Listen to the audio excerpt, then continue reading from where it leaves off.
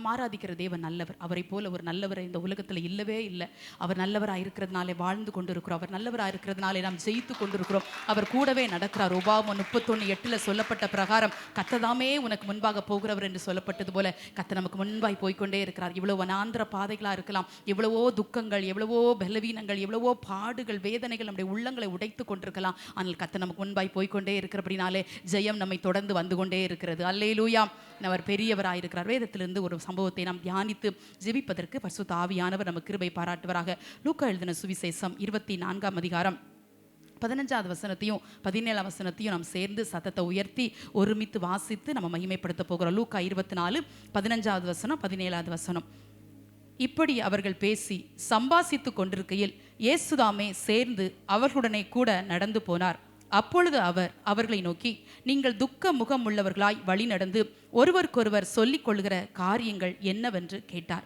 கர்த்தருடைய பிள்ளைகளே, கர்த்தர் தந்த நேரத்துக்கு தகுந்தாற் போல சில காரியங்களை தியானிப்பதற்கு பரிசுத்த ஆவியானவர் நமக்கு இரக்கம் பாராட்டுவராக. ஆண்டவர் நம்மோடு கூட நடந்து வருகிறவர். வாழ்க்கை பிரயாணம் கடினமானது, அது லகுவானதல்ல. அடிக்கடி நான் சொல்கிறது போல புவி யாத்திரை மிக கடினம். அல்ல, தேவ கிருபைகள் எந்நேரமும் வெளிப்பட்டு கொண்டிருக்கிறபடினாலே நாமும் நடந்து கொண்டிருக்கிறோம். இதில் ஒரு வார்த்தை சொல்லப்பட்டிருக்கிறது, இயேசுதாமே சேர்ந்து அவளுடனே கூட நடந்து போனார். இப்போ உயிர்த்தெழுந்த இயேசு இங்கே, மறுரூபமாக்கப்பட்ட இயேசு இங்கே. இப்போறது 2 பேர், எம்மாவோ என்கிற கிராமத்துக்கு 2 பேர் போயிட்டு இருக்கிறாங்க. வேதம் சொல்லுகிறது, இப்படி அவர்கள் பேசி சம்பாசித்து கொண்டிருக்கையில் என்று. நாம் எத்தனை பேருக்கு இயேசுவோடு நடக்க ஆசைன்னு எனக்கு தெரியலை. ஆனால் அவர் நம்ம கூட நடக்க எவ்வளோ ஆசையாக இருக்கிறார் பாருங்க. அவருடைய கூட நடந்து போனாராம்.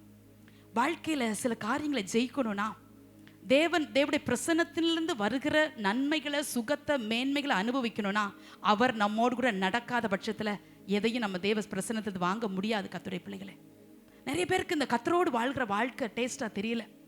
உலகம் ரொம்ப இன்பமாக தெரிகிறதுனால, உலகத்தின் மேன்மைகள் அவங்கள இருதயத்தை கவர்ந்து கொள்றதுனால கொஞ்சம் நம்ம மனம் அங்கே லைக்குது. அப்படி போனால் நல்லா இருக்குமோ, இப்படி செஞ்சால் நல்லா இருக்குமோ. தெய்வ பிரசன்னத்திலிருந்து வருகிற அந்த ஆசீர்வாதத்தை, தெய்வ பிரசன்னத்திலிருந்து வருகிற இன்பத்தை நிறைய பேருக்கு டேஸ்டாக தெரியல. தெய்வ பிரசன்னத்தில் அதை ருசிச்சு ரசிச்சு, அது பாட்டாக இருக்கலாம், வசனமாக இருக்கலாம், வார்த்தையாக இருக்கலாம், அது அறிவிப்பாக கூட இருக்கலாம். அப்பா சமூகத்தில் அமர்ந்திருந்து அப்பா என்ன பேசுறீங்கப்பா, என்ன பேசுறீங்க, என்ன பேசுறீங்கப்பா, நீங்கள் எங்கள் கூட நடந்து வரணும், நானும் உங்கள் கூட நடக்கணும். ரெண்டு முக்கியம். அவரும் நம்மோடு நடக்கணும், நாமும் அவரோடு நடக்கணும். அழகா சொல்லுது, இப்படி பேசி சம்பாசித்து கொண்டிருக்கையில். எங்க இப்பதான் அவர் உயிர் தெழுந்திருக்கிறாரு. நிறைய இடங்கள்ல அவர் காட்சி கொடுக்கிறார். இவங்க பேசிக்கிட்டே போறாங்க. என்ன பேசிட்டு போறாங்க? அவங்க எருசலேமுக்கு வந்தாங்க பண்டிகை ஆசரிக்கிறதுக்கு. ஆனா இப்போ அவங்க பேச்சு அப்பாவை பத்தி மாறுது. அப்பாவை பத்தி பேசிட்டு இருக்கிறாங்க. நல்லா சொல்றேன் தேவனுடைய பிள்ளைகளே, ஆண்டவராகிய தேவன் நம்மோடு கூட நடக்கணும்னா ஏதோ அள்ளி கொடுக்கறதுனால அல்ல, ஏதோ பல லட்சங்களை பல ஆயிரங்களை கர்த்தருக்காக கொடுத்தாதான் அவர் நம்ம கூட வருவாரு, நம்மளை ஆசீர்வதிப்பாருன்னு இல்லை. கர்த்தர் பார்க்கறது இருதயத்தை தான் பார்க்கிறார். இருதயம் வாஞ்சையா இருக்குதா, இருதயம் தாகமா இருக்குதா, இருதயத்துல கர்த்தரை தேடணுங்கிற ஆசை இருக்குதா, அப்பா தன்னால ஜாயின் பண்ணுவார் நம்ம கூட. அவர் நம்ம கூட நடந்து வருவார். கர்த்தருடைய பிள்ளைகளே, இவங்க பேசுறது ரொம்ப பிடிச்சிருந்துச்சு அவருக்கு, அதான் கூட நடந்தாரு. இவங்க இந்த 2 பேரும் சாதாரண மனுஷங்க தான். இவங்க 2 பேரும் எருசலேமுக்கு பண்டிகைக்கு வந்தாங்க. பண்டிகைக்கு வந்துட்டு சொந்த ஊருக்கு திரும்பி போயிட்டு இருக்கிறாங்க. அந்த எம்மாவு என்றால் இதமான வெந்நீர் ஊற்று என்று அர்த்தம். அந்த ஊருக்கு அர்த்தம் அது எருசலேமிலிருந்து 7 மைல் தூரத்தில் இருக்குதான். ஒரு கொஞ்சம் டிஸ்டன்ஸில் தான் எருசலேம்லேருந்து இந்த எம்மாவு இருந்திருக்கு. இதுக்கு வந்தாங்க. பண்டிகை முடிஞ்சிட்டு இயேசு சிலுவையில் அடிக்கப்பட்டார். இப்போ அவங்க ஊருக்கு போயிட்டு இருக்கிறாங்க சொந்த வேலையை பார்க்கறதுக்கு. ஆனா அந்த வார்த்தை இவ்வளவு அழகா சொல்லுது, இப்படி அவர்கள் பேசி, அந்த பேச்சு இரட்சகராக இயேசுவை கவர்ந்து கொண்டதுனால அவங்க கூட நடந்து போனார். அந்த பேச்சுல நீங்க எத்தனை பேர் அதை ரசிக்கிறீங்கன்னு எனக்கு தெரியல. நகோமியை குறித்து நான் அடிக்கடி சொல்லுவேன். அந்த நகோமி புலம்புறாங்க, தவிக்கிறாங்க. ரூத்தின் புஸ்தகம் 1ஆம் அதிகாரத்தெல்லாம் வாசிக்கும் போது ரொம்ப அழுறாங்க. அவங்க வாழ்க்கையில் இருக்கிற சிறுமையை என்றாங்க. என்னை நகோமின்னு கூட கூப்பிடாதீங்கன்னு தான் சொல்றாங்க. ஆனால் அடிக்கடி ஒரு வார்த்தையை சொல்லிக்கிட்டே இருப்பாங்க, கர்த்தர் உங்களுக்கு தயை செய்வராக, கர்த்தர் என்ன சிறுமைப்படுத்தி, கர்த்தர் உங்கள் இருவருக்கும் வாக்கிய செய்யும் வீட்டில். அந்த கர்த்தர் வீட்டில் நம்ம என்ன பேசுகிறோம்? கர்த்தருடைய பிள்ளைகளே, அப்பாவை பற்றி பேசுறது எத்தனை பேருக்கு ஆனந்தமா இருக்குது? அப்பாவை பற்றி தியானிக்கிறது எத்தனை பேருக்கு இன்பமா இருக்குது? இந்த பேச்சை உங்க வாழ்க்கையை உயர்த்தும் தேவனுடைய பிள்ளைகளே. இந்த பேச்சை உங்க வாழ்க்கையில அடுத்த ஸ்தானங்களுக்கு உங்களை கொண்டு போகும். நான் கர்த்தருக்கு பயந்தவங்களோடு பேசும்போது, கர்த்தருக்குரிய காரியத்தை பேசும்போது அதை கர்த்தர் ஜெபமாக கூட ஹானர் பண்றார். இப்படி அவர்கள் பேசி தன்னை குறித்து பேசல, தன் குடும்பத்தை குறித்து பேசல, தன் வீட்டை குறித்து பேசல, அவரை குறித்து பேசினாங்க. அதனால அவர் ஜாயிண்ட் ஆயிட்டார். நம்முடைய வாழ்க்கை யாரை குறித்து இருக்கிறது? யோசுவா புஸ்தகத்துல ஆண்டவர் யோசுவாட்ட சொல்வாரு, யோர்தான் 2 பிரிஞ்சிட்டு, ஆனா அந்த இடத்துல இருந்து நீ 12 கற்களை எடுத்து நீ அதை நாட்டி வை. நாளைக்கு உன் பிள்ளைகள் ஏதென்று கேட்டால், உன் பிள்ளை கேட்டா சொல்லுங்கிறாரு. கர்த்தருடைய பிள்ளைகள், உங்களுக்கு தயவா ஒண்ணு சொல்றேன், கர்த்தர் செஞ்ச நன்மையை சபையில கூட நீங்க சாட்சியா சொல்லாட்டா கூட ஓகே, அதை பத்தி எனக்கு பிரச்சனை இல்லை. ஆனா கர்த்தரிடத்துல பெற்றுக்கொண்ட நன்மைகளை ப்ளீஸ் உங்க பிள்ளைகளுக்கு நீங்க சொல்லி கொடுங்க. அது காதுல கேட்காது போல போகலாம், அதை அற்பமா எண்ணிட்டு கூட போகலாம், பரவாயில்ல. அம்மாவுக்கு ஆண்டவர் இப்படி நன்மை செஞ்சாரு, அப்பாவுக்கு இப்படி நன்மை செஞ்சாரு, கர்த்தர் எங்களோடு பேசினாரு, கர்த்தர் எங்களோடு இடைப்பட்டார், பிள்ளைகளுக்கு சொல்லி கொடுங்க. அந்த பேச்சுல அவர் கவர்ந்துச்சு. என்னை பத்தி பேசுறாங்களோ, பெருமைக்கு இல்ல, ஐயோ என்னை பத்தி பேசணும் அப்படி நினைக்கல. அந்த வாஞ்ச, அந்த தாகமுள்ள இருதயம், அதான் அவன் என்னிடத்தில் வாஞ்சையா இருக்கிறபடியே நான் அவனை விடுவிப்பேன்னு சொன்னாரு. அந்த பேச்சு அவரை குறிச்சு இருந்ததுனால, அவருடைய ராஜ்யத்துக்குரியதா இருந்ததுனால, அவருடைய அன்பு நிமித்தமா இருந்ததுனால, அவர் நேசித்தது நிமித்தம் அவங்க பேசினால அவரே உள்ள ஜாயின் பண்ணிக்கிட்டாரு. ஆலயத்துக்கு வந்தாதான் பாட்டுன்னு இல்லை, ஆலயத்துக்கு வந்தாதான் ஆராதனைன்னு இல்லை.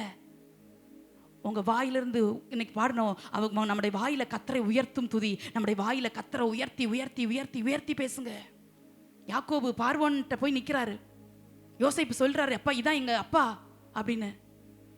அப்போ யாக்கோபு ஒரு வார்த்தை பார்வோன்ட்ட சொல்வாரு, என் ஆயுசு நாட்கள் கொஞ்சம் சஞ்சலம் நிறைந்ததா இருக்குது, என் முற்பிதாக்கள் வயசுக்கு என் வயசு எட்டல. ஆண்டவரை குறித்து பேசுறாரு. எங்க அப்பா, எங்க தாத்தா ஆபிரகாம், எங்க அப்பா ஈசாக்கு, எப்பா எவ்வளோ பெரிய செல்வந்தர்கள் தெரியுமா, அதனால நான் எவ்வளவு பணக்காரன் சொல்லல. அவரை உயர்த்த உயர்த்த நாம் உயர்த்தப்படுகிறோம். அதான் ஆராதனையில உயர்த்துங்கன்னு சொல்றோம். ஏன் கரத்தை தட்டுறோன்னு சொல்லும், கரத்தை தட்டுங்கன்னு சொல்றோம். ஏன் கையை உயர்த்தி கத்துற ஆராதிங்க, இதெல்லாம் கத்துற உயர்த்துறோம். நம்முடைய தேவன் நம்மளை உற்று நோக்கி கவனிக்கிறார். பிள்ளைகளுக்கு இந்த மேன்மையை சொல்லி கொடுத்துருங்க. இவங்க பேசல, அவங்க சம்பாதிச்சுட்டே இப்ப 2 பேரும் மாறி மாறி, ஒருத்தர் மட்டும் பேசல. கர்த்தருடைய பிள்ளைகளை இப்படி அவர்கள் ப்ளூரல்ல சொல்லப்பட்டிருக்கு. 2 பேரும் பேசுறாங்க. அந்த 2 பேருக்கு இருந்த தாகம், அந்த 2 பேருக்கு இருந்த அன்பு, அந்த 2 பேருக்கு இருந்த ஏக்கம், அப்பா இப்படி அடிச்சிட்டாங்களே, இன்னைக்கு எருசலேமில் நடந்தது இப்படி ஆயிடுச்சே, ஐயோ இவருக்கே இந்த அந்த கேடு, இவர் நீதிமான் அல்லவோ, இவர் பரிசுத்தவான் அல்லவோ, இவர் மீட்பர் அல்லவோ, இவரை போய் அடிச்சிட்டாங்களே. அவளுடனே கூட நடக்கிறா. நம்முடைய வாழ்க்கை பயணத்தில் இயேசு இல்லாம நம்முடைய வாழ்க்கையில ஒரு காரியத்தை கூட ஜெயிக்க முடியாது. கர்த்தருடைய பிள்ளைகளே, நிறைய பேருடைய வாழ்க்கையில இயேசு இல்லை. நம்ம தான் துன்பத்தில் நடந்தோம், பலவீனத்தில் நடக்கிறோம், போராட்டத்தில் நடக்கிறோம். ஒரு சிலருக்கு இது பொருந்தாது. நான் தைரியமா சொல்வேன், தேவனோடு ஆராதிக்கிறவங்க, தேவனை மகிமைப்படுத்துறவங்க, தேவனுடைய அன்பின் ஆழத்தை உணர்ந்தவங்க, நீங்க கர்த்தரோடு நடக்கிறதுனால உங்க துன்பமான நேரத்திலும், உங்க வனாந்திர பயணங்களிலும், நீங்கள் ஒடுக்கப்படும் போது, நீங்கள் நிந்திக்கப்படும் போது, நீங்க அவமானப்படுத்தப்படும் போதும் கர்த்தர் அங்க கூட நடக்கிறார். கர்த்தருடைய பிள்ளைகளே, கர்த்தர் கூட நடக்கிறார். அதான் யோசேப்போடு கர்த்தர் சிறைச்சாலையில் இருந்தார் என்று சொல்லப்பட்டது. அங்கலாய்க்க வேண்டிய அவசியம் கூட நடக்கிறார். அந்த பேச்சு ரொம்ப ஆண்டவர இருதயத்தை ரொம்ப கவர்ந்து கொண்டது. மல்லியால வாசிக்கிறோம், கர்த்தருக்கு பயந்தவங்க ஒருவரோடு பேசிக்கொள்வார்கள், கர்த்தர் அதை கவனித்து கேட்பார். சிலர் யாரையாவது வசனத்தை குறித்து பேசணும்னா, பலிபீடத்துல இருந்து பேசுற பிரசங்கத்தை சொல்ல சும்மா ஒரு 2 நிமிஷம் பேசணும்னா அவங்க கண்ணிலேருந்து கண்ணீர் வர்றதை பார்த்துருக்கேன். திரும்பி போகும்போது அவங்க சமாதானமா போவாங்க. அம்மா சும்மா தான் உங்கள்கிட்ட பேசிட்டு இருந்தேன், என் மன பாரமெல்லாம் போச்சுன்னு போவாங்க. ஏன்? நம்முடைய பேச்சில் கர்த்தரை உயர்த்தி பேசணும், கர்த்தரை புகழ்ந்து பேசணும். அவங்க பேச்சு ரொம்ப ஆண்டவர் ஆசையாக கவனிச்சுட்டு அவளுடனே கூட நடந்து போனார். ஆனாலும் 16 வசனம், ஆனாலும் அவர் அறியாதபடிக்கு அவருடைய கண்கள் மறைக்கப்பட்டிருந்தது என்று சொல்லி வாசிக்கிறோம். அப்பொழுது அவர் அவர்களை நோக்கி, நீங்கள் துக்கம் உள்ளவர்களாய் வழி நடந்து ஒருவருக்கொருவர் சொல்லிக் கொள்கிற காரியங்கள் என்ன? ஏன் துக்கமா இருக்கிறீங்க? ஏன் துக்கமா இருக்கிறீங்க? எப்படி கர்த்தருடைய பிள்ளைகளே அவங்க கூட நடந்து போறாரு, அவங்க முகத்தை பார்க்குறாரு, அவங்க முகம் சோகமா இருக்கு, அவங்க முகம் துக்கமா இருக்கு, அவங்க முகம் ஏதோ ஒரு காரியத்தை நினைச்சு, நடந்து முடிந்த ஒரு காரியத்தை நினைச்சு அங்கலாச்சிருக்கு. நீங்க கூட நடந்து முடிஞ்ச காரியத்தை நினைச்சு அங்கலாச்சிட்டு இருக்கிறீங்களா? துக்கத்தோடு வந்தீங்களா? வரும்போது என்ன பேசிட்டு வந்தீங்க? வீட்டில் உட்காந்து என்ன பேசிட்டு வந்தீங்க? எதனால நீங்க துக்கமா வந்தீங்க? எதனால உங்க இருதயம் உடைஞ்சு போச்சு? உங்க துக்க முகத்தை பார்க்கிறார். யாருடைய துக்க முகத்தை பார்க்கிறார்? அதையும் சொல்றேன். நீங்க கர்த்தரோடு நடந்தீங்கன்னா அவர் உங்களோட நடப்பார் பாருங்க. அப்படி அப்பா யாரோடெல்லாம் நடக்கிறாரோ அவங்க முகத்தை அப்பா உற்று நோக்கி கவனிக்கிறார். எல்லாருடைய துக்க முகமும் அவருக்கு மேட்ரு இல்லை. அவருக்காக நான் வாழணும், அவருக்காக நான் கனி கொடுக்கணும், அவருக்காக அவருக்காக ஒரு வாழ்க்கை, ஒரு ஜீவன், எல்லாம் அவருக்காக அவருக்காக அப்படின்னு சொல்லி தேவ சமூகத்துல ஒப்பு கொடுக்கறாங்களே. அவங்களுடைய துக்க முகம் அவரை பார்த்துட்டு சும்மா இருக்க வைக்கல. அவர் விசாரிக்கிறாரு, நீங்க துக்க முகம் உள்ளவர்களாய் ஒருவருக்கொருவர் சொல்லிக் கொள்கிற காரியங்கள் என்ன? என்ன சொல்றீங்க? என்ன சொல்றீங்க? என்ன சொல்றீங்க? என்ன சொல்றீங்க? பாரமா இருக்கும்போது, வீட்டுல கூட துக்கம் உள்ள உடைஞ்சிருக்கும் போது ஒருவருக்கொருவர் இப்படி நடந்தால் நல்லா இருக்குமே, இப்படி கர்த்தர் அற்புதம் செஞ்சா நல்லா இருக்குமே, இப்படி மீட்டு கொண்டா நல்லா இருக்குமே, இப்படி ஊழியங்கள் உயர்த்தப்பட்டா நல்லா இருக்குமே, இப்படி என் குடும்பம் மேன்மைப்பட்டா நல்லா இருக்குமே, என் பிள்ளை கூட எதிர்காலம் இப்படி இருக்குமேன்னு சொல்லி கர்த்தர்ட்ட சொல்றது போல வீட்டுல பேசிட்டு இருக்கிறீங்களா? கர்த்தரோடு நடங்க கர்த்தருடைய பிள்ளைகளே. உங்க துக்க முகம் மாறும், உங்க துக்க சாயல் மாறும். உங்க துக்கங்களை சந்தோஷமாய் மாற்றுகிற தேவன். அதான் சொல்றேன், கூட நடக்கிறார் என்பதை நான் அவருடைய பிரசன்னத்துக்கு ஒப்பிட்டு சொல்றேன். அவருடைய பிரசன்னம் கூட நடக்க நடக்க அவருடைய சமூகம் நமக்கு முன்பாய் செல்ல செல்ல செல்ல சில வாசல்கள் நமக்கு திறக்கும், சில தடைகள் நமக்கு உடையும், கட்டுகள் அறுக்கப்படும், சுகம் வரும், பலன் வரும், ஆரோக்கியம் வரும். நமக்கு முன்பா ஒருவர் எதிர்த்து நிற்கவே முடியாது. அவருடைய பிரசன்னமே எல்லா காரியத்தையும் நமக்காக செஞ்சு முடிச்சிடும். என்ன செய்யணுமோ எல்லாத்தையும் அவரை பிரசன்னம் செய்யும். அதான் உன் பிரசன்னத்தில் அமர்ந்திருந்து நீர் செய்யும் யுத்தம் காண்பேன். நம்மளை யுத்தம் செய்ய சொல்லலப்பா, நீ என் பிரசன்னத்தில் அமர்ந்திரு, நான் உனக்கு யுத்தம் செய்வேன். அதான் அப்பா நம்ம கொடுக்குற வாக்குத்தத்தம். முன் செல்லும் சமூகம் வாசல்களை திறக்கும். முன் செல்லும் அவருடைய சமூகம் வாசலை திறந்துகிட்டே இருக்கும். நின்னாலும் நடந்தாலும் உட்கார்ந்தாலும் எதை செஞ்சாலும் எதை செஞ்சாலும் அப்பா அப்பா அப்பா அப்பா, என் கூட அப்பா வர்றாங்களே, என் கூட அப்பா பேசுறாங்களே, நான் அப்பாவை குறித்து நான் பாடணுமே. நேற்று இந்த வசனத்து மூலமா அப்பா இடைப்பட்டார், இன்னைக்கு என்ன வசனம் பேச போறாரு? எப்போதும் அப்பாவை குறிச்ச பேச்சா, எப்போதும் அப்பாவை குறிச்ச ஏக்கமா, எப்போதும் அப்பாவுக்காக வாழணும் சிந்தையா? உங்க வாழ்க்கை வெட்கப்பட்டு போகாது தேவனுடைய பிள்ளைகளை. உங்க வாழ்க்கை தலைகுனியை விடவே மாட்டார். ஏன்னா ஒரு பிரசன்னத்தை உங்களுக்காக அவர் அனுப்பி கொண்டே இருக்கிறார். அந்த பிரசன்னத்துக்குள்ள நீங்க இருக்கிறீங்க, அந்த பிரசன்னத்துக்குள்ள நீங்க வாழ்ந்துட்டு இருக்கிறீங்க. அந்த பிரசன்னத்துக்குள்ள கர்த்தர் உங்கள் குடும்பங்களை உங்கள் பிள்ளைகளை கர்த்தர் நிலைநிறுத்தி வச்சிருக்கிறாரு. தயவு செய்து சொல்றேன், அந்த பிரசன்னத்தை நீங்க இழந்துடாதீங்க. ஒரு பேச்சு அந்த பிரசன்னத்தை இழக்க பண்ணிரும், ஒரு பார்வை பிரசன்னத்தை இழக்க பண்ணிரும், ஒரு துணிகரமான ஒரு காரியம் தேவனுடைய பிரசன்னத்தை இழக்க பண்ணிரும். அதனால தான் சொல்றேன், உடன்படிக்கை பெட்டி ஓபேத்ஏதோமுடைய வீட்டில் இருக்காது. அபினதாபை ஆசீர்வதிக்காத அவர் 20 வருஷம் 3 மாசத்துல ஓபேத்ஏதோம் ஆசீர்வதிச்சது காரணம் என்னன்னா, அந்த வீடு உடன்படிக்கை பெட்டி மகிமையால் மூடப்பட்டது மாத்திரமல்ல, அந்த வீட்டையே மகிமைக்குள்ள ஒப்பு கொடுத்து ஓபேத்ஏதோம் வாழ்ந்ததுனால. வேதம் சொல்லுகிறது, நீங்க என்ன பேசிட்டு போறீங்க? அவருக்கு தெரியும் என்ன பத்தி தான் பேசுறாங்கன்னு அவருக்கு தெரியும். தெரிஞ்சுதான் கேட்கிறாரு, நீங்க என்ன பேசுறீங்க? எவ்வளவு ஆசைப்படுறாரு பாருங்க. அவங்க வாயிலிருந்து ஏதாவது வந்துடாதா? அவரை குறித்து பேசணும்னு ஆசைப்படுறாரு தேவனுடைய பிள்ளைகளே. கர்த்தர் செஞ்ச நன்மைகளை, கர்த்தர் நமக்கு விளக்கி காட்டின மகத்துவங்களை, வேதத்தின் மூலமாய் கர்த்தர் நம்மோடு கூட பேசின நல்ல காரியங்களை எத்தனை பேற்ற ஷேர் பண்றோம்? எத்தனை பேற்ற பகிர்ந்து கொள்கிறோம்? ஒரு சகோதரி சொல்வாங்க, பொது இடத்துல பஸ் ஸ்டாண்ட்ல கூட்டமா நிற்கும் போது, ரயில்வே ஸ்டேஷன்ல நிற்கும் போதெல்லாம் அவங்க போனை எடுத்துக்கிடுவாங்களாம்.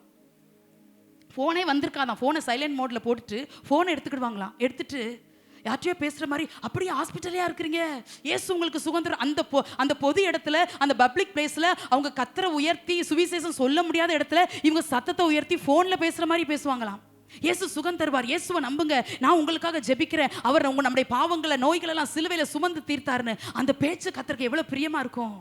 உங்க வேலை ஸ்தலங்கள்ல என்ன பேசுறீங்க? உங்க வீடுகள்ல என்ன பேசுறீங்க? சக விசுவாசியோட என்ன பேசுறீங்க?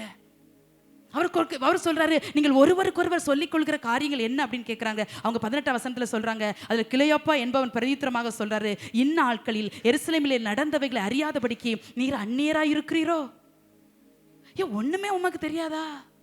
எருசலேமே பரபரப்பா இருக்கியா? காவலர்கள்லாம் அங்க நின்றுட்டு இருக்கிறாங்க. நம்முடைய ஊர்கள்ல நம்ம பார்க்கிறோம், எங்கேயாவது போராட்டம் நடந்தா, இப்ப தேர்தல் வரப்போது, அங்கங்கே நம்ம காவலர்கள் நிற்கிறத பார்க்கிறோம், செக் பண்றத பார்க்கிறோம். ஊரே பரபரப்பாகுது. இன்னும் தேர்தல் நெருங்க நெருங்க இன்னும் பரபரப்பாகும். அப்படி எருசலேமே பரபரப்பா இருந்த சமயம், என்ன நீர் எங்க கூட தானே வந்தீரு, ஒன்னும் தெரியாத மாதிரி எங்க கூட தான் எருசலேம் இருந்து வரீரு, நீர் ஒன்னும் தெரியாத மாதிரி, இது ஒண்ணுமே அறியாதபடி நீர் அந்நியரா, வேற ஊராமக்கு. நான் இது ஆவிக்குரிய அர்த்தத்தோட கம்பேர் பண்ணி பேசுறேன். நம்ம சபைக்கு அந்நியர்கள் அல்ல, கிறிஸ்துவுக்கு அந்நியர்கள் அல்ல, வேதத்தின் மகத்துவங்களுக்கு நம்ம அந்நியர்கள் அல்ல. கர்த்தருடைய பிள்ளைகளே, நம் பங்காளர்கள். சபையில ஜெபமா எனக்கு தெரியாதுன்னு சொல்லக்கூடாது. சபையில இந்த காரியம் தேவையோ, இந்த காரியத்துல நாம கர்த்தருக்காக ஒத்துழைக்கணுமோ அப்படிலாம் நீங்க கர்த்தர் உங்க இருதயங்களை அப்படிப்பட்ட சிந்தை வச்சிருந்தாருன்னா நீங்க தாராளமாய் ஊழியங்களோடு இணைந்து கொள்ளணும். நிறைய பேர் அந்நியரா நம்ம நின்றோம். சில நேரம் யாரோ மாறி அவங்க அப்பாட்டே கேட்குறாங்க, நீர் அந்நியரா, உமக்கு ஒன்றும் தெரியாதா? நீ ஃபாரின்ல இருந்தா நீ வந்திருக்கிறீரு, எங்க கூட தானே எருசலேம்ல இருந்து வந்தீரு, அப்ப எப்படி நீ கேட்கிறா என்ன நடந்துச்சுன்னு, நீங்க என்ன பேசுறீங்கன்னா அவர் கேட்கிறாரு. அவங்க சொல்றாங்க, இதெல்லாம் நடந்தவைகள் அறியாத அப்படிக்கு நீர் அந்நியரா இருக்கிறீரோ. சபைக்கு அந்நியரா இருக்கிறோமா? ரட்சிப்புக்கு அந்நியரா இருக்கிறோமா? பரிசுத்தத்துக்கு அந்நியரா இருக்கிறோமா? சில தேவனுடைய பிள்ளைகளை பாருங்க, பரிசுத்தத்துக்கும் அவங்களுக்கும் சம்பந்தமே இருக்காது, ஜெபத்துக்கும் அவங்களுக்கு சம்பந்தமே இருக்காது, ஆராதனைக்கும் அவங்களுக்கு சம்பந்தமே இருக்காது. ஐயோ, அப்படிலாம் வாழ்ந்துடாதீங்க தேவனுடைய பிள்ளைகளே, அப்படிலாம் வாழ்ந்துடாதீங்க ப்ளீஸ். கர்த்தர் ரொம்ப கணக்கு கொடுக்கணும். நம்மளை அந்நியரா இருக்கிறதுக்காக அவர் போதிக்கல. நம்மளை அவருடைய உறவுக்குள்ள நம்மளை கொண்டு வந்து வச்சிருக்கிறாரு. நம்ம அந்நியர்கள் அல்ல, பிள்ளைங்கன்னு வாங்கிக்கிட்டார்ல. இத்தகைய மேன்மை பரிசுத்தவான் எனக்கு சொல்லலாம், இத்தகைய மேன்மை பரிசுத்தவான் எனக்கு, ஒரு முறை இத்தகைய மேன்மை பரிசுத்தவான் எனக்கு சொல்லும் போதே எத்தனை இருதயம் மகிழுதுன்னு எனக்கு தெரியல. எனக்கு அவ்வளோ ஒரு ஆனந்த சந்தோஷம். இத்தகைய மேன்மையை தகுதி இல்லாத நமக்கு, எல்லாராலும் தள்ளப்பட்டு உடைக்கப்பட்டு உருக்குலைக்கப்பட்ட நமக்கு போய் இத்தனை மேன்மையை தந்து அப்பாவை ஆராதிக்கிற பாக்கியத்தை தந்திருக்கிறார்னா இதை விட பெரிய மேன்மை உலகத்துல எது உண்டு? சாத்தானுக்கு எதிராய் எழுதப்பட்ட தீர்ப்பை நடைமுறைப்படுத்திடுவோம். அதெல்லாம் அப்படி ரத்தம் துடிக்க பாடணுங்க, அப்பதான் சந்தோஷம் வரும். எழுதிட்டார் ஒரு தீர்ப்பை, யார் எழுத முடியும் நமக்கு விரோதமா? ஓ ராமா லஹஸ்தரா தியாந்தன் அந்த வசனத்தை சொல்லும் போது சத்துரு எழுத சில தீர்ப்புகளை, சில விதிகளை கர்த்தர் உடைக்கிறார் இயேசுவின் நாமத்தினால. யார் எழுதி வைத்தாலும், மறைவிடத்தில் எழுதப்பட்டாலும் அது புழுதியில் எழுதப்பட்டது போல கர்த்தர் அதை நிர்மூலமாக்குகிறார். கர்த்தரால் எழுதப்பட்டவைகள் நிறைவேறும். ரீபலபோ ஷகதாரகத ரியாத்தனமலபோ ரிகதரபோ ஷபலபதுரபபா. சாத்தானுக்கு எதிரா ஒரு தீர்ப்பை எழுதிட்டாரு. மரணமே உன் கூரங்கே, பாதாளமே உன் ஜெயமெங்கே, பலவீனம் ஜெயிக்க முடியாது, சத்துரு ஜெயிக்க முடியாது, அந்தகாரத்தின் கிரியைகள் ஜெயிப்பதற்கு அனுமதியே இல்லை. அவர் எழுதிட்டார் தீர்ப்பு. அந்த தீர்ப்பை ஒரு மனுஷன் ஒரு மனுஷி உடைக்க முடியாது.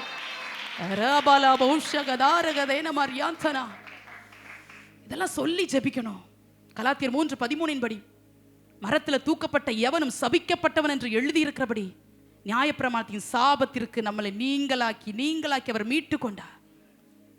நம்ம அந்நியர்கள் அல்ல, மேன்மை உள்ளவங்க, ராஜரிக கூட்டம், ஆசாரிய கூட்டம், ராஜா வீட்டு பிள்ளைங்க. நம்ம பாவத்துக்கும் நமக்கு சம்பந்தம் இல்லை, உலகத்துக்கும் நமக்கு சம்பந்தம் இல்லை, இருளுக்கும் நமக்கு சம்பந்தம் இல்லை, காட்டு ஒலிவ மரம் நம்ம இல்லை, விருத்த சேதனம் பண்ணப்படாதவங்க நம்ம இல்லை, நம்ம அந்நியர்கள் இல்லை, சபை அந்நியர்கள் இல்லை.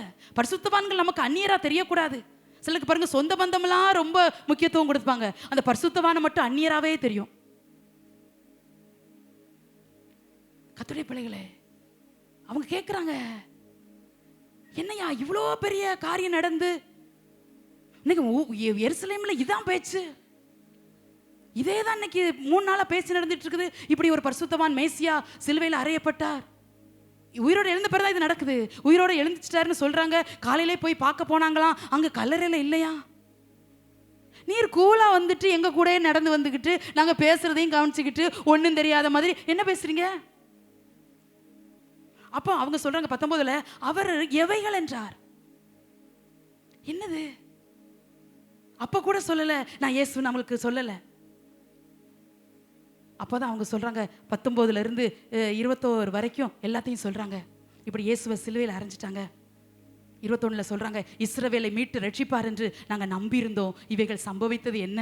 எங்க நம்பிக்கை போயிற்றே, எங்க எதிர்பார்ப்பு போயிற்றே, நாங்கள் எனக்கு உடைஞ்சு போய் நிற்கிறோம். ஏன் துக்கமுகமாக இருக்கீங்க நீங்கள் கேட்டீங்கல்ல, ஏன் எங்களுக்கு துக்கமுகம் தெரியுமா? எங்கள் ரட்சகராக இயேசு ரட்சிப்பார் நம்பியிருந்தோம், இவர் தான் எங்களை விடுவிக்க வந்த மேசியா நம்பியிருந்தோம். ஆனால் 3 நாள் ஆயிட்டு நாங்கள் அவரை பார்க்கல. அவிசுவாசமா பேசுறாங்க. ரட்சிப்பார் நம்பியிருந்தோம், அவங்க நம்பிக்கை உடைஞ்சது போல பேசுறாங்க. நீங்க அப்படி சொல்லக்கூடாது. ஜெபம் எனக்கு பதில கொண்டு வரும் நாங்கள் நம்பியிருந்தோம், சர்ச்சுக்கு போறனால கர்த்தர் எங்களை விடுதலை ஆக்கினார் நம்பியிருந்தோம், அப்படி நடக்கலன்னு சொல்லக்கூடாது. கர்த்தருடைய பிள்ளைகளை, அவிசுவாசமான வார்த்தைகள், நெகட்டிவான வார்த்தைகள் உங்க வாயிலிருந்து வரவே கூடாது. நம்பி இருக்கிறோம்னு சொல்லணும். இன்னும் நாங்கள் நம்புவோம், நம்புவதற்கு ஏதுவில்லை, ஆனாலும் நம்புவோம். இன்னும் நாங்கள் எதிர்பார்ப்பது எங்க வாழ்க்கையில வராது போலதான் இருக்குது. காற்றையும் நாங்க காணல, மழையும் பார்க்கல, ஆனாலும் வாய்க்கால்கள், ஆசீர்வாதத்தின் வாய்க்கால்கள் நிரப்பப்படணும், நாங்க அவரை நம்புவோம். அவங்களுக்கு விசுவாசமா பேச தெரியல. என்ன ரொம்ப நம்பிட்டாங்களாம். இப்போ அந்த நம்பிக்கை உடஞ்சி நாங்கள் நம்பி இருந்தோம், ஆனால் இவங்க சம்பவிச்சு இன்னைக்கு 3 நாள் ஆயிற்று. ஆனாலும் எங்கள் கூட்டத்தை சேர்ந்த சில ஸ்திரீகள் கல்லறைக்கு போய் 23 அவருடைய சரத்தை காணாமல் அவர் உயிரோடு இருக்கிறார் என்று சொன்ன தேவதூரை தரிசித்தோம் என்று சொல்லி எங்களை பிரமிக்க பண்ணினார்கள். காலையிலே இதெல்லாம் நடக்குது. இது 3ஆம் நாள் நடக்குது. காலையிலே போய் பார்த்தா எம்டியா இருக்குது கல்லறை. ஆனா அவரை காணல. 24 வசனத்துல ஒரு வார்த்தை சொல்லுவாங்க பாருங்க, ஸ்திரீகள் சொன்னபடியே கண்டார்கள், அவரையோ காணவில்லை. அவரை காணலையே. அவரை பார்த்தா ஒரு நம்பிக்கை வருமே, ஆனா அவரை பார்க்க முடியலையே. ஸ்திரீகள் போய் உள்ள பார்த்தா எங்களில் சிலர் கல்லறைக்கு போய் ஸ்திரீகள் சொன்னபடியே கண்டார்கள். கல்லறை திறந்துதான் இருக்குது, கல் புரட்டி தள்ளப்பட்டு தாங்க இருக்குது, ஆனா அவரை காணல. அவரை காணல. அதனால இவங்க என்ன நினைச்சிட்டாங்களா, இனி டைம் வேஸ்ட் பண்ண வேண்டாம், அவரை காணும், எங்கேயோ போயிட்டாரு. ஏன்னா நமக்கு விசுவாசம் இல்லை, பாவம், அவங்களுக்கு அந்த அளவுக்கு சத்தியத்தில் அவங்க வளரல. அவரையோ காணல. அதனால நாங்க எம்மாவுக்கு கிளம்பிட்டோம், எங்க ஊருக்கு கிளம்பிட்டோம். எத்தனை பேர் இயேசுவை தொலைச்சிட்டு தேடுறீங்க? அவரையோ காணவில்லை. இன்னைக்கு ஒரு கூட்டம் கத்தரை தொலைச்சிட்டு, ஜெபம் இல்லை, ஆராதனை இல்லை, அபிஷேகம் இல்லை, கத்தரோடு இருக்கிற உறவு இல்லை, சபையோடு இருக்கிற உறவு இல்லை, ஊழியக்காரங்க கூட இருக்கிற உறவு இல்லை. அதனால இயேசு உங்க வாழ்க்கையில் கூட நடக்க முடியல. அவருக்கு அவர் ஆசைப்பட்டார், ஆனால் நடக்க நம்ம சான்ஸ் கொடுக்கல, அதனால அவர் நடந்து வரல. இப்போ அப்பான்னு கதறி என்ன பிரயோஜனம்? இப்போ இயேசுவேன்னு கூப்பிட்டு என்ன பிரயோஜனம்? அவரையோ காணலையே. அவரையோ காணல. இயேசுவை தொலைச்சிட்டு தேடுறீங்களா கர்த்தருடைய பிள்ளைகளே? ரொம்ப சென்சிட்டிவ் கார்டுன்னு அடிக்கடி சொல்லியிருக்கிறேன். அவரை வேதனைப்படுத்துற எந்த இடத்துலையும் அவர் இருக்கவே மாட்டார். அவர் துக்கப்படுத்துற எந்த இடத்துலையும் அவர் இருக்கவே மாட்டார். காம்ப்ரமைஸ் பண்ணவே மாட்டார் அந்த இடத்துல. நீ ரொம்ப எனக்கு பிரியமா வாழ்ந்த இந்த ஒண்ணு தானே, போ இது செஞ்சுக்கோ. பரிசுத்தத்துல, அழைப்புல, அபிஷேகத்துல எல்லாம் வைராக்கியம் பாராட்டுகிற தேவனை சேவிக்கிறோம். இவங்களுக்கு தேடணும்னு மனசு வரல. இனிமையா நாங்களே 3 நாள் அங்க இருந்துட்டோம். இதுக்கு முந்தைய ஒரு 10 நாளுக்கு முந்தைய போயிருப்பாங்கன்னு வைங்களேன், பண்டிகை வந்ததுனால. இனிமே அங்க தங்கியிருந்து வேஸ்ட். இனி அவரை தேடி என்ன பிரயோஜனம்? காணுமே அவரை. ஒரு பண்டிகையில தொலைச்சிருவாங்கல்ல, இயேசு நம்ம கூட இருக்கிறார், இயேசுடைய தாயும் தகப்புன்னு போயிருவாங்க. 3 நாள் பிரயாணம் போயிருவாங்க. அதுக்கப்புறம் வந்துதான் இயேசுவை தேடி வருவாங்க. கத்தரை இழந்துராதீங்க கர்த்தருடைய பிள்ளைகளை. இயேசுவை இழந்துராதீங்க. இயேசு இல்லாத வாழ்க்கை ஒரு எம்டி லைஃப், வெறுமையான வாழ்க்கை. அந்த வெறுமையான வாழ்க்கையில நீங்க நின்று வாழ முடியாது. அதான் யாக்கோபு அடிக்கடி சொல்றதுதான், அந்த மரண நேரத்துல கூட கத்தரை குறிச்சு பேசி கத்தர் கொடுத்த ஆசீர்வாதத்தை பிள்ளைகளுக்கு சொல்லி மறிக்கிறாரே. வாழ்க்கையின் விளிம்பு வரைக்கும் எத்தனை பேர் இயேசுவோட பயணிக்க ஆசையா இருக்கிறீங்க? இப்ப அவரை காணோம், இனிமே தேடி என்ன பிரயோஜனம்? நாங்க எங்க சொந்த ஊருக்கு கிளம்பிட்டோம், அவரையோ காணல. இந்த பதில் எனக்கு பிடிக்கல. கூலா சொல்றாங்க, அவரையோ காணல. அப்பதான் அவர் சொல்றாரு 25 வசனம், அவர்களை நோக்கி, தீர்க்கதரிசிகள் சொன்ன யாவையும் விசுவாசிக்கிறதற்கு புத்தி இல்லாத மந்த இருதயம் உள்ளவர்களே. முதல்ல உயிர் தெளிந்த பிற்பாடு ஆண்டவர்கிட்ட திட்டு வாங்கினது இந்த 2 பேர் தான். அவர் கடிந்து கொள்றாரு. புத்தி இல்லாத, அவங்க கூட தான் நடந்தாரு, அவங்க பேசுறதெல்லாம் கேட்டாரு, அதை ரசிச்சு கேட்டாரு, அதனாலதான் அவங்க கூட ஜாயின் பண்றாரு. என்னதுன்னு தெரியாத மாதிரி கேட்டு வாங்குறாரு, எல்லாம் செஞ்சாரு. ஆனா அவங்கள அவர் பாராட்டல, அப்ரிசியேட் பண்ணல. அவர் சொல்றாரு, புத்தி இல்லாத மந்த இருதயம். தீர்க்கதரிசிகளா உங்களை என்னை குறித்து சொன்னாங்களே, நானும் உயிரோடு இருக்கும் போதெல்லாம் என்னை குறித்து சொல்லிக்கிட்டே வந்தனே, மறிப்பேன் ஆனா 3ஆம் நாள் உயிரோடு எழுப்பேன் சொன்னனே, அதெல்லாம் விசுவாசிக்கிறதுக்கு உங்களுக்கு புத்தி இல்ல, உங்க இருதயம் மந்தமாயிட்டுல. எப்படி கடிந்து கொள்றாரு பாருங்க கர்த்தருடைய பிள்ளைகளே.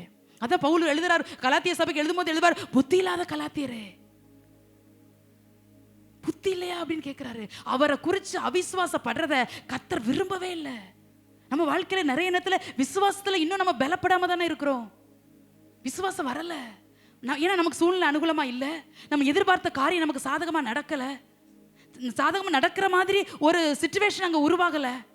அதனால நமக்கு விசுவாசமே வரல, அவிசுவாசமா தான் பேசுறோம். நம்முடைய விசுவாசமே உலகத்தை ஜெயிக்கிற ஜெயம்.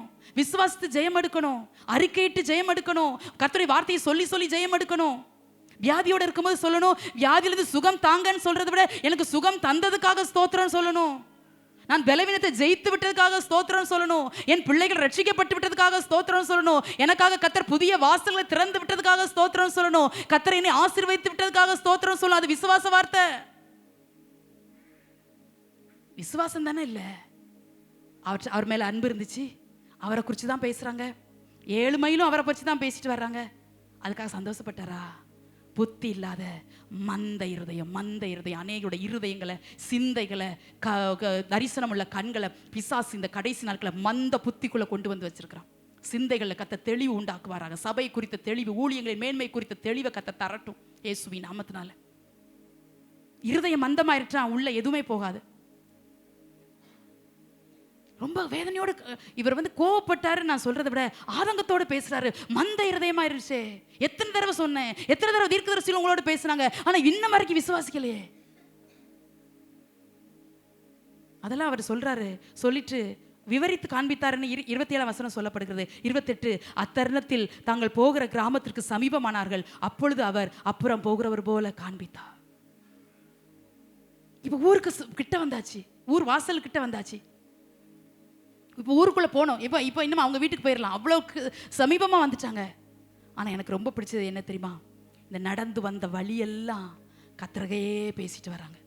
6 மைல ஆண்டவரை பற்றி பேசிட்டு 1 மைல் அவங்க சொந்த காரியத்தை பேசலை. அந்த நடந்த அந்த 7 மைலும் அப்பாவை குறிச்சே பேசி அப்பா கூட நடந்து வந்தாங்க.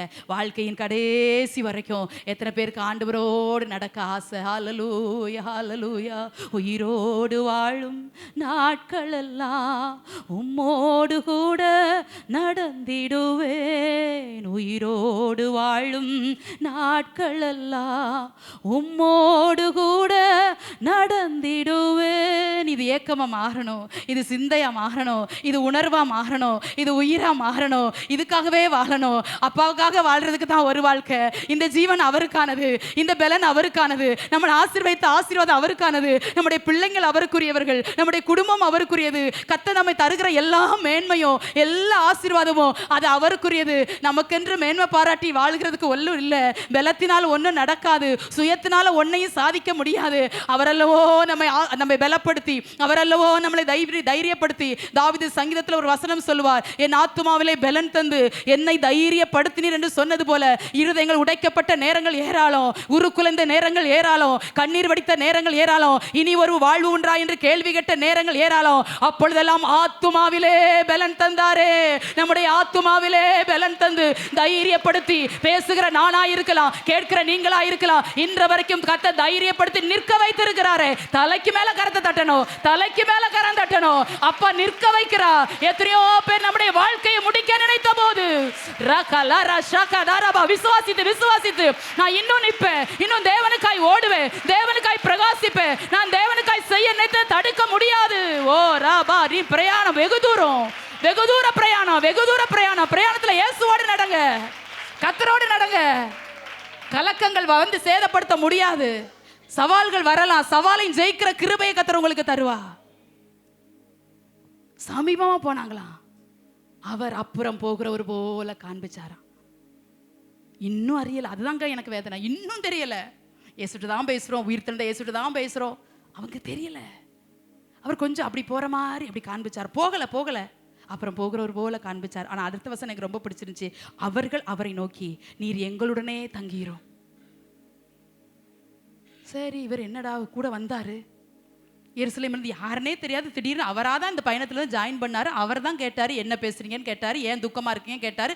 வந்தாரு, 2 திட்டுனாரு, 2 வசனத்தை சொன்னாரு, போனா போட்டும் அப்படி நினைக்கல. அவங்க அழகா ஒரு வார்த்தை சொல்றாங்க பாருங்க, அவரை நோக்கி நீர் எங்களுடனே தங்கிரும்.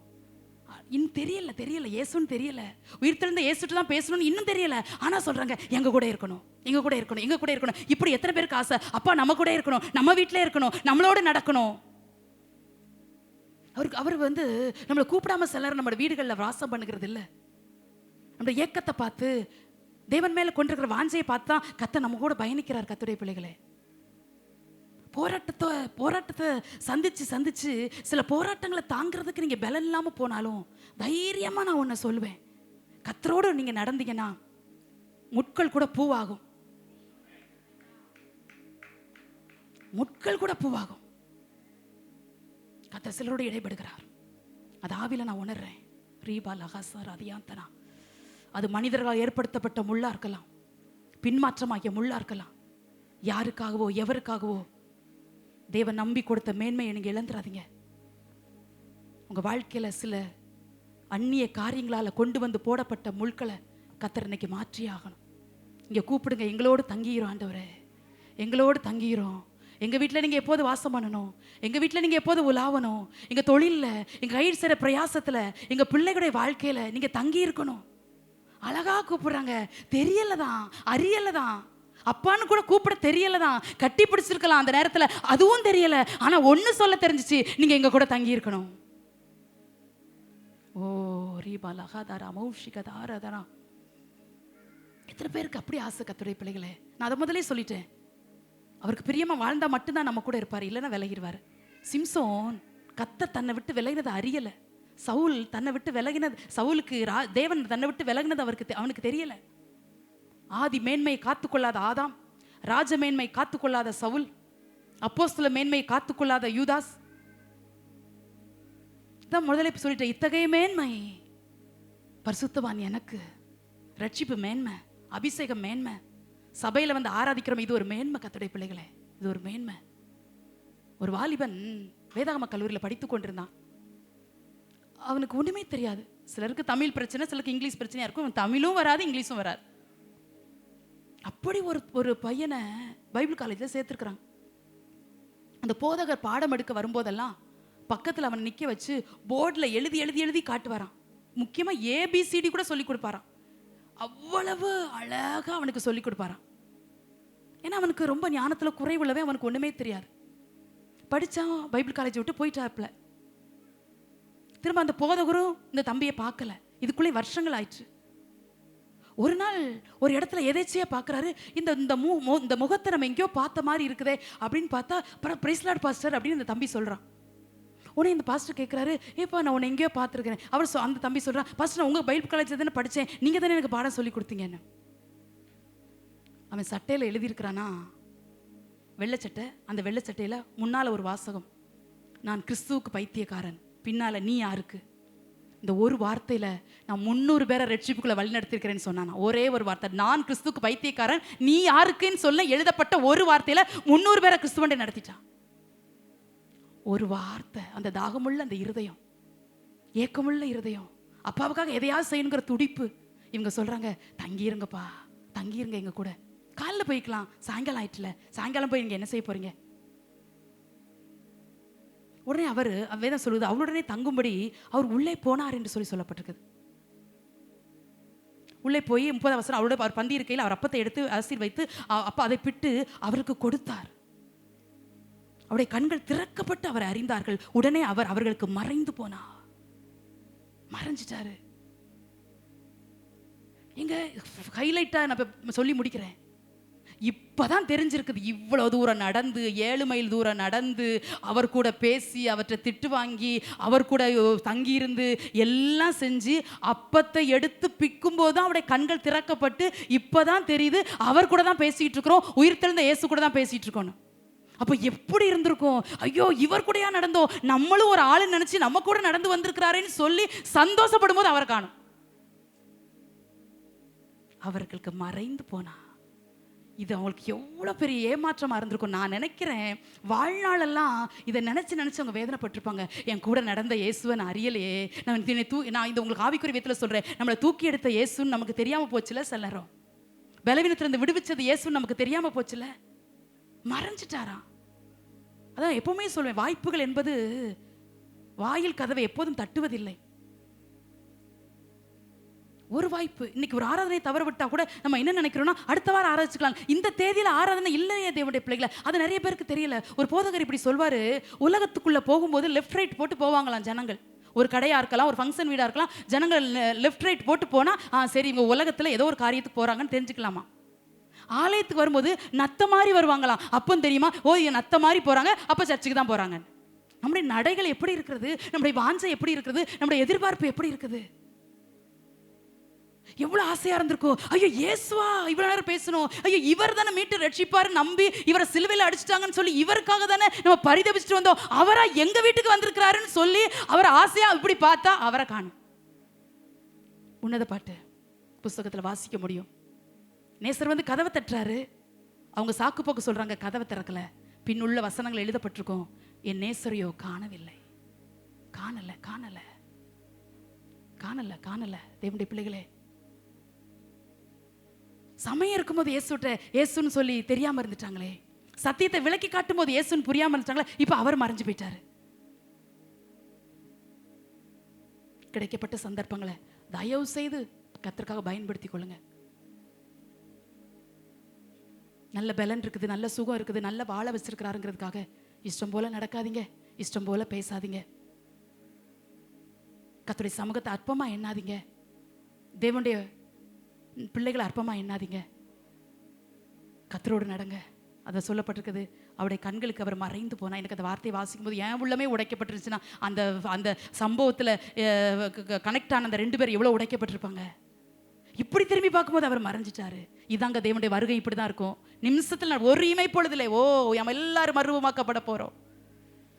நம்முடைய நியாயத்தை, நீதியை, நம்முடைய உண்மையை அங்க சொல்றதுக்கு ஒரு சான்ஸ் கூட நம்ம கொடுக்கப்பட போகல. ஒரு இமை பொழுதுல மிஸ் பண்ணிடாதீங்க தேவனுடைய வருகையை, ஆராதனை மிஸ் பண்ணாதீங்க, கர்த்தருக்குள்ள உறவை மிஸ் பண்ணிடாதீங்க. கர்த்தருடைய பிள்ளைகளே, இப்போ அவங்க எவ்வளோ ஆசையா திரும்பி பார்த்தாலும் அவரை பார்க்க முடியல. ஆனால் ஒரு வசனம் சொல்லுது, அடுத்த வசனம் சொல்லுகிறது, அவர்கள் ஒருவரை நோக்கி வழியிலே அவர் நம்முடனே பேசி வேத வாக்கியங்களை நமக்கு விளக்கி காட்டின போது நம்முடைய இருதயம் நமக்குள்ளே கொழுந்து விட்டு எரியவில்லையா என்று சொல்லி கொண்டு வாசிக்கிறோம்.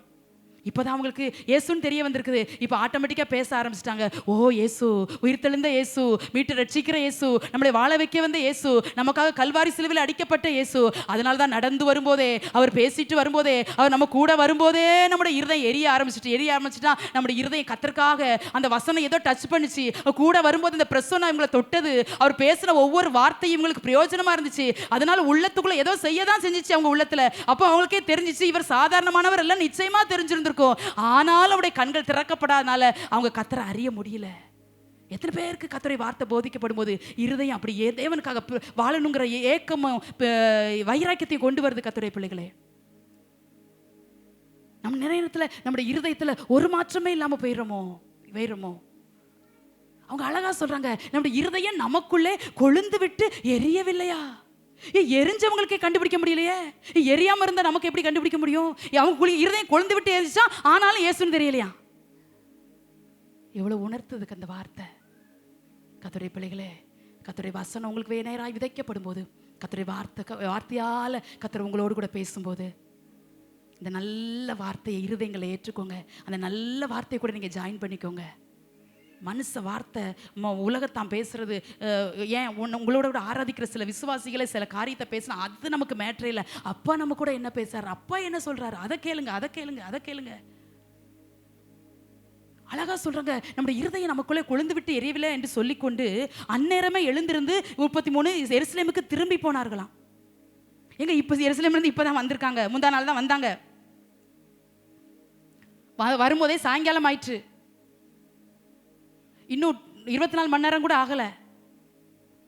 இந்த வசனத்தின் ஆழத்தை உணர்ந்தவங்க, வந்தது ரட்சகர்னு உணர்ந்தவங்க, இங்க கூட இருந்தது உயிர்த்தெழுந்த இயேசுங்கிற உணர்ந்தவங்க மறுபடியும் எருசலேமுக்கே ஓடிட்டாங்க. திரும்ப 7 மைல் நான் நினைக்கிறேன் வரும்போது நடந்து வந்தாங்க, திரும்பி போகும்போது ஓடி போயிருக்காங்க. மறுபடியும் போயிட்டாங்க, ஊழியம் செய்ய போயிட்டாங்க. ஏன்? அவங்களால சும்மா இருக்க முடியல. ஐயோ, இந்த இயேசுவை மிஸ் பண்ணிட்டோம், எங்க கண்ணுக்கு மறைஞ்சிட்டாரு, இப்படிப்பட்ட உயிர்த்தெழுந்த இயேசுவா எங்க வீட்டுக்கு வந்தாருன்னு அவரை கட்டி பிடிக்கலான்னு திரும்பி பார்க்கும்போது அவர் எங்க கண்களுக்கு மறைஞ்சிட்டாரு. உண்மையா அவரை பார்த்தோம், உண்மையா எங்களோட நடந்து வந்தார், உண்மையா எங்க வீட்டுக்கு வந்தார், உண்மையா எங்களோட தங்கியிருந்தார், எங்க கூட தான் இந்த பந்தி இருந்தார், எங்களுக்கு அப்பத்தை பிட்டு கொடுத்தார். 2 பேருக்கு அப்பத்தை பிட்டு கொடுத்துருக்கிறாருன்னா அந்த தெய்வத்துடைய தாழ்மையை பாருங்க. கர்த்தருடைய பிள்ளைகளே, 2 பேருக்கு கம்யூனியன், 2 பேருக்கு விசுவாசிக்காத 2 பேருக்கு, இயேசுன்னு தெரியாத 2 பேருக்கு கம்யூனியன் நடக்கு. ஏன்? அவங்க இருதயத்தை பார்த்தார். தங்கீருன்னு கூப்பிட்டாங்க பாருங்க. இயேசப்பா நானும் வருகிறேன் கலிலேயா கடலோரமா, என்னை விட்டு போகாதீங்க ராஜா, என்னுள்ளம் தாங்காதுங்க,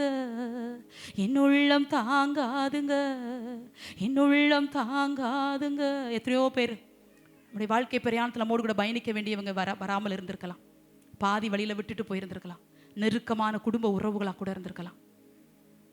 டோன்ட் வரி, அவர் நேற்றும் என்று மாறாதவராகவே இருக்கிறார். அவருடைய அன்பை உறுதியாக பற்றி கொள்ளுங்க. அதான் வேதம் சொல்லுகிறது, தங்கீரோன்னு கூப்பிட்டாங்க.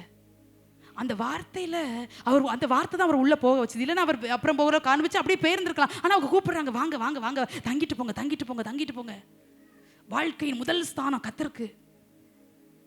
ஒரு நாளை தொடங்குறோமா, அந்த நாளின் முதல் பகுதி கர்த்தருக்கு. எல்லாத்துலயும் ஃபர்ஸ்ட் ப்ரிஃபரன்ஸ் அவருக்குங்க. அவருக்கு ஒரு ஃபங்க்ஷன் நடக்குதா, அந்த ஃபங்க்ஷன்ல முதல் ஹானர் பண்ண வேண்டிய ஒரே ஒரு காரியம் நமக்கு உண்டானால் அதுதான் தேவனுடைய நாமத்தை உயர்த்துகிறது.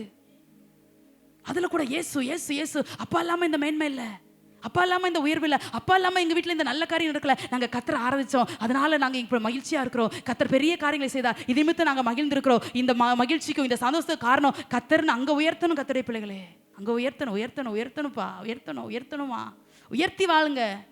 உயர்த்த உயர்த்த உயர்த்தப்படுகிறேன்னு ஒரு பாட்டு உண்டு. அது மாதிரி அவரை உயர்த்த உயர்த்த உயர்த்த கர்த்தர் நம்முடைய ஸ்தானங்களை உயர்த்திக்கிட்டே இருப்பார். சத்துரு நம்மளை கீழே தள்ளிக்கிட்டே இருக்கலாம். அதான் ஒரு வசனம் சொல்றது, என் சத்துருவை எனக்கு விரோதமாய் சந்தோஷப்படாதே, நான் விழுந்தாலும் எழுந்திருப்பேன். கூட நடந்து போனார். ஒரு வார்த்தையை நான் அப்படியே சொல்லி நான் முடிக்கிறேன்.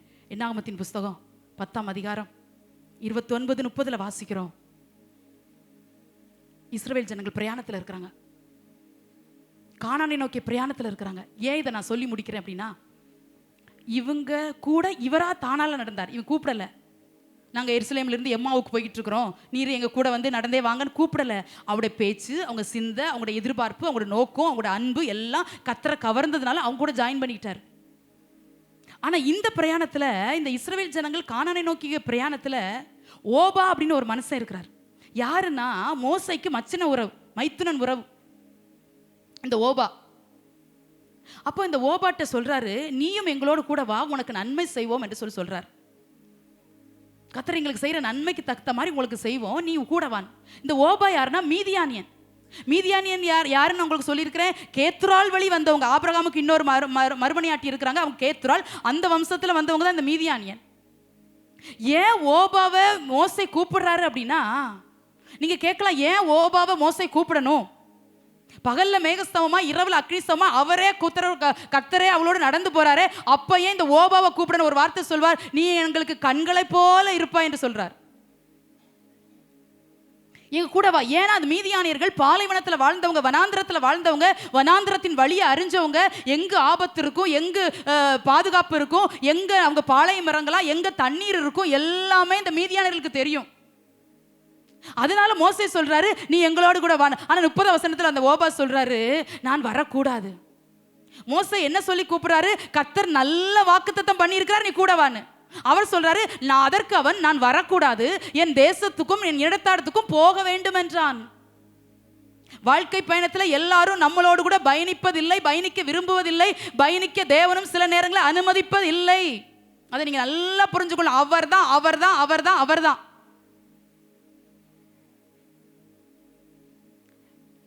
சொல்லிதான் கூப்பிடுறாரு, உனக்கு நன்மையும் செய்வோம், ஏன்னா எங்களுக்கு நல்ல வாக்குத்தத்தம் இருக்குது, அதனால எங்க கூட வா. அவன் சொல்ற, நான் வர முடியாது, வரக்கூடாதுன்னா வர முடியாதுங்கிறான்.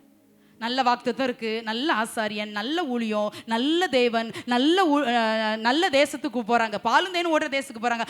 ஆனாலும் ஓபாவால மோசையோடு பயணிக்க முடியல, வர முடியாது, நான் சொந்த தேசத்துக்கு போறேன், என் இனத்தடத்துக்கு போறேங்கிறான். ஒரு வார்த்தை சொல்லி நான் முடிக்கிறேன். மோசேக்கே ஒரு ஓபா தேவைப்பட்டுச்சுன்னா, நான் ரொம்ப இந்த வசனத்தை கடந்த வாரத்தில் ரொம்ப யோசித்து பார்த்தேன். ஏன் நம்பிக்கை இல்லாம கூப்பிட்டாரோ அந்த ஓபாவை? ஆண்டவர் மேல் நம்பிக்கை இல்லாம, நீ எங்களுக்கு கண்களை போல இருப்பாய். அப்ப எந்த அளவுக்கு இந்த ஓபா உடைய நாலேஜ் பாருங்க, அந்த வனாந்திரத்தை அறிகிற விசேஷித்த நாலேஜ் இந்த ஓபாவுக்கு இருந்திருக்குது. மோசையோடு, மோசைக்கு மேல இருந்திருக்கு அந்த வனாந்திர பயணத்தை அறிகிறதுக்கு. நீ கண்ணு மாதிரி எங்க கூட வந்துரு. சபை எத்தனை பேருக்கு கண்ணு மாதிரி தெரியுது? நம்ம கண்ணை குத்தி நம்மளே வேதனைப்படுத்த மாட்டோம்ல. ஊழியக்காரங்க எத்தனை பேருக்கு கண்கள் மாதிரி தெரியுறாங்க? ஊழியத்தின் மேன்மை எத்தனை பேருக்கு கண்கள் மாதிரி தெரியுது? ஜெபம், தேவனோடு இருக்கிற உறவு, பரிசுத்தவான்களோடு இருக்கிற மேன்மை எத்தனை பேருக்கு அப்படி தெரியுது? கண்ணு மாதிரி தெரியுதா? கண்ணை போல சில சொல்லுவாங்களே, என் கண்ணே அப்படின்னு கொஞ்சிறது பிள்ளைகளை தான் கொஞ்சுவாங்க. அந்த கண்ணு கூட கடைசி வரைக்கும் கண்ணா இருக்குமான்னு எனக்கு தெரியாது. கண்ணின் மணியை போல காக்கிற ஒரு நல்ல தெய்வத்தை நம்ம சேவிக்கிறோம். அவர் கூப்பிடுறாரு, நீ கண்களை போல இருப்பா, ப்ளீஸ் எங்க கூட வா. அவன் சொல்ற, நான் வரக்கூடாது. நல்ல வாக்குத்தத்தம் இருக்குன்னு தெரிஞ்சிருந்தும் ஓபாவால கூட பயணிக்க முடியல. கர்த்தருடைய பிள்ளைகளே, நான் இந்த இடத்துல ஓபாவை ஊழியத்துக்கும் ஊழியக்காரங்களுக்கும் ஒப்பிட்டு சொல்றேன். மோசைக்கே ஒரு ஓபா தேவைப்பட்டுச்சா, நீங்களும் நான் ஏமாத்துறோம். ஓபாவுடைய ஆலோசனை மோசைக்கு தேவைப்பட்டுச்சிருக்கேன், ஓபாவுடைய வழிகாட்டுதல் மோசைக்கே தேவைப்பட்டிருக்கேன். பெரிய தீர்க்கதரிசி கையை நீட்டினாலே செங்கடல் பிளந்துச்சு. அவரை கொண்டுதான் 10 அற்புதங்களும் வாதைகள் எழுதப்பட்டிருக்குது. நம்ம ஆவிக்குரிய விதத்தில் சொன்னா 10 அற்புதங்கள் தான் இஸ்ரவேலுக்கும் எகிப்தியருக்கு வித்தியாசம் காட்டும்படி. இவ்வளவு பெரிய தீர்க்கதரிசிக்கு ஓபா தேவைப்பட்டுச்சுன்னா சொந்த காலில் நின்றுவேன், அப்படி நின்றுவேன், சபை தேவையில்ல, ஊழியக்காரன் தேவையில்ல, விசுவாசிகள் தேவையில்ல, யாரும் தேவையில்ல, வாய்ச்சவடால் பேசுறதுக்காக நம்ம அழைக்கல. நமக்கு கிருபை பொருந்திய ஓபாக்கள் நம்முடைய பயணத்துல பயணித்தே ஆக வேண்டும். எத்தனை பேர் ஒத்துக்கிறீங்க ஒத்துக்கலையா தெரியாது. எனக்கு நானே சொல்லுவேன், எனக்கே ஆவிக்குரிய ஓபாக்கள் தேவை. ஓபாவை அப்படி தூக்கி போட்டு போக முடியாது. ஆனா இது வந்தாரா வரலையா நீங்க எழுதப்படல. சரித்திரத்திலையும் நான் கொஞ்சம் ரிசர்ச் பண்ணி பார்த்தேன், சொல்லப்படல. ஆனா நியாயாதிபதிகளுக்குள்ள வரும்போது இந்த ஓபாவுடைய சந்ததி உள்ள வருது. அதனால நிச்சயமா மோசையோட சொல்ல கேட்டு பயணிச்சிருப்பார் நினைக்கிறேன். கடைசி வரைக்கும் போனாரா அது எனக்கு தெரியல. ஆனா எப்படியோ கொஞ்ச நாளாவது பயணிச்சிருப்பாரு. நாமும் கானானை நோக்கி ஒரு பயணத்தில் இருக்கிறோம். ஓபாக்கள் நமக்கு தேவை. இயேசுவோடு நடக்கிறோம், அவரும் நம்மோடு கூட நடந்து வர ஆசையா இருக்கிறாரு. ஆனா இந்த வாழ்க்கை பயணத்துல நமக்கு வழிகாட்டுகிற சபையாகிய ஓபாக்கள்.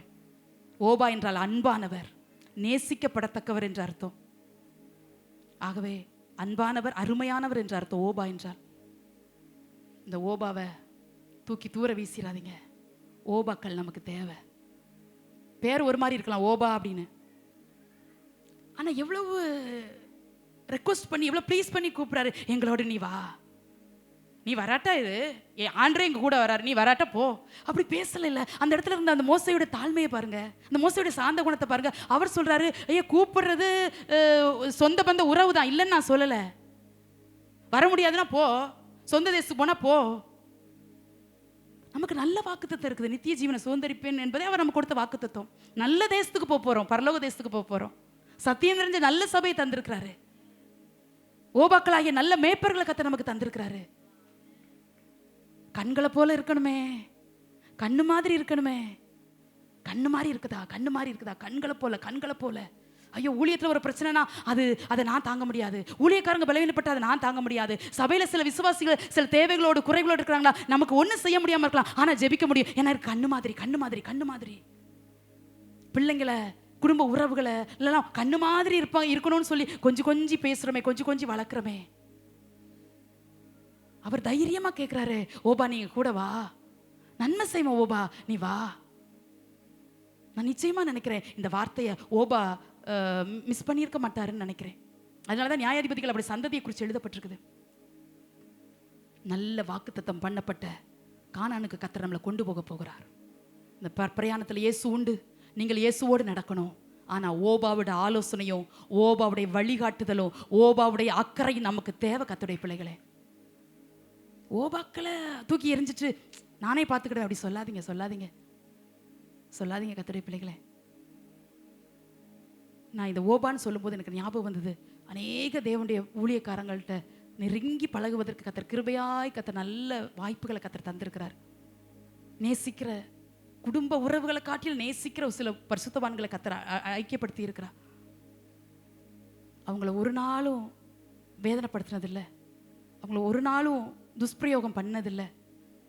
அவங்களுக்கு எவ்வளோ கொடுத்தோங்கிறத நான் சொல்லலை. ஆனால் நான் சொல்கிறேன், அவர்களெல்லாம் ஓபாக்களாக எங்கள் வாழ்க்கையில் ஊழியத்தில் வந்ததுனால தான் அநேக ஆலோசனைகள் கர்த்தர் அவர்கள் மூலமாகவும் கர்த்தர் எங்களுக்கு தந்து கர்த்தர் நடத்த வேண்டிய பாதையில் நடத்தி கொண்டு போகிறார்.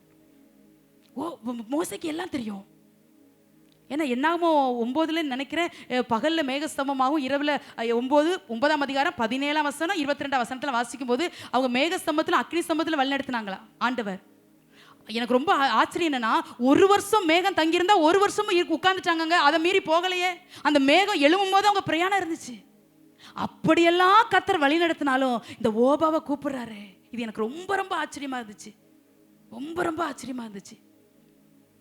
கர்த்தர் உங்கள் வாழ்க்கையில் ஆவிக்குரிய ஓபாக்களை கர்த்தர் தருவாராக.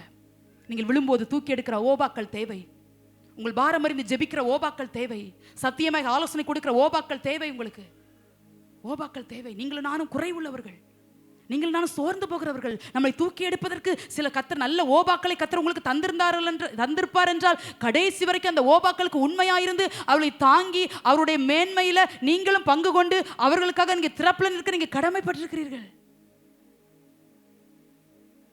அவரே வாயை திறந்து கூப்பிடுறாரு, நீ வான்னு. கர்த்தர் எங்க கூட வர்றாரு, நீ போ ஊருக்கு அப்படின்னு சொல்லல. இல்லை அந்த மோசே அவர் தான் சொல்றாரு, நான் வரக்கூடாதுன்னு. வர முடியாம ஆயிராம தேவனுடைய பிள்ளைகளே, ஓபாக்களோடு நீங்க பயணம் செய்யணும். சாக்கு போக்கு சொல்லாதீங்க. கர்த்தருடைய சமூகத்து வரும்போது வர முடியாதுன்னு சொல்லாதீங்க, வரக்கூடாதுன்னு சொல்லாதீங்க, இதை செய்ய முடியாதுன்னு சொல்லாதீங்க, இதை என்னால ஏன் இந்த பொறுப்பு இன்னொருத்தன் கொடுக்கலாம் சொல்லாதீங்க. மோசே நம்பி கூப்பிட்டார் ஓபாவை. எப்படியும் வருவார், எப்படியும் வருவார். வனாந்திரத்திலேயே ஒரு ஓபா தேவைப்பட்டுச்சுன்னா, வாழ்க்கையாக வனாந்திரம், பலவீனமாகிய வனாந்திரம், கண்ணீராகிய வனாந்திரம், போராட்டமாகிய வனாந்திரத்துல ஓபா இல்லாம நடந்துடலாமா? கர்த்தர் கூட நடக்கிறாங்கிறதுக்காக ஓபாவை தூக்கி வீசிடலாமா? அப்படியே எழும்பி நிற்கலாம். ரீபலகதரா மௌஷந்தரா ரேக மனகதுரியா சந்துரா ரீபலகதுரியாந்தனா ரீகபலகது. இயேசுதாமே அவளோட கூட நடந்து போனார். அவர்கள் துக்கமுகமாக இருக்கையில் அவளுடனே அவர் நடந்து, ஏன் உங்க முகம் துக்கமா இருக்குது, நீங்க என்ன பேசுறீங்க? இவ்வளோ அழகா கேட்குறாரு, இவ்வளோ அன்பா கேட்குறாரு. இவ்வளோ ஆசை பாருங்க. தம்முடைய பிள்ளைகளோடு நடக்கிற அவருக்கு எவ்வளோ ஆசை. கர்த்தருடைய பிள்ளைகளே, நம்ம தான் சிலர் இயேசு அறியல, காணலன்னு சொல்லிடுறோம், அவர் என் ஜெபத்தை கேட்கலன்னு சொல்றோம். ஆனால் அவர் இவ்வளோ ஆசையா நம்ம கூட நடந்து வராரு. நடக்கட்டுமே, அவர் நம்ம கூட வரட்டும். கர்த்தருடைய பிள்ளைகளே, தயவு செய்து இந்த செய்தியின் நோக்கமே உங்க வாழ்க்கையே தேவ பிரசன்னத்தில் இணைக்கப்படணும் என்பதுதான். பிரசன்னத்துக்குள்ள வாழுங்க. உங்க பிரச்சனைகளை, உங்க பாரங்களை, உங்க பலவீனங்களை பிரச்சனைக்குள்ள ஒப்பு கொடுங்க. உபாவம் 31:8 சொல்லப்பட்டது போல கர்த்தர் தாமே நமக்கு முன்பாய் போய்கொண்டே இருக்கிறார். போகிறார். நீங்க பலவீனப்பட்டது அவருக்கு தெரியும், நீங்க அவமானப்பட்டது அவருக்கு தெரியும், நீங்க கண்ணீர் வடிச்சது அவருக்கு தெரியும், நீங்க நிந்திக்கப்பட்டது அவருக்கு தெரியும். தெரிஞ்சுதான் கூட நடக்கிறார். அது தெரிஞ்சதுனால சிலர் உங்களை விட்டு விலகிட்டாங்க, அவர் தெரிஞ்சு கூட நடக்கிறார். அவர் இயேசு கூட வருவா, எல்லாவித அற்புதம் செய்வா.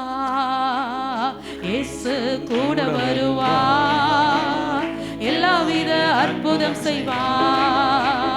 கடன் தொல்ல கஷ்டங்கள் நீக்கிடுவார், கடன் தொல்ல கஷ்டங்கள் நீக்கிடுவார். கண்ணீர்கள் அனைத்தையும் துடைத்திடுவார், என் கண்ணீர்கள் அனைத்தையும் துடைத்திடுவார். இயேசு சந்தோஷமா உற்சாகமா பாடுங்க. அற்புதம் செய்வார், இயேசு கூட வருவார், எல்லாவித அற்புதம் செய்வார். எடுத்த காரியத்தில் வெற்றி பெறுவேன், எடுத்த காரியத்தில் வெற்றி பெறுவேன். எதிரியான சாத்தான முறியடிப்பேன், எதிரியான சாத்தான முறியடிப்பேன், எதிரியான சாத்தான முறியடிப்பேன், எதிரியான சாத்தான கூட நடக்கிறார், கூட வருகிறார். சில எதிரான கிரியைகள் அழிக்கப்படுகிறது. எதிராக எழுப்பி வந்த அந்தகாரத்தின் கிரியைகள், சத்துரு ஆக்ரோஷமிட்டு எழுப்பி வந்த கிரியைகளை கர்த்தரே உடைத்து போடுகிறார், கர்த்தரே முறித்து போடுகிறார். அவர் கூட நடந்து வரும்போது அந்நிய கிரியைகளை சேதப்படுத்த முடியுமோ? பலவானை முந்தி கட்டினால் ஒழிய பட்டணத்தை சுதந்திரிக்க முடியாது. பல